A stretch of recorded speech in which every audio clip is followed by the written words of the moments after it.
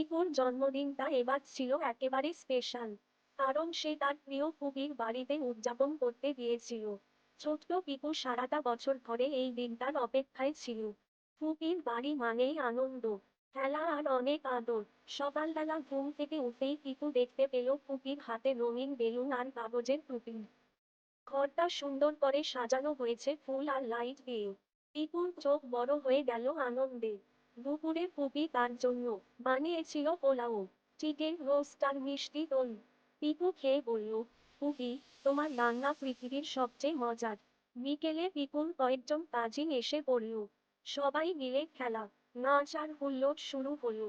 Cake কাটার সময় সবাই মিলে হ্যাপি বার্থডে গাইল। পিকু কেক কাটার আগে চোখ বন্ধ করে ইচ্ছে করল ফুপির বাড়িতে যেন প্রতি বছর জন্মদিন করতে পারে। রাতে ছাদে বসে সবাই মিলে আতশবাজি দেখল। পিকু ফুপিকে জড়িয়ে ধরে বলল, এই জন্মদিনটা আমার জীবনের সবচেয়ে মজার দিন। ফুপি হাসলেন, তুমি শুধু এসো, রোজই এমন আনন্দ হবে।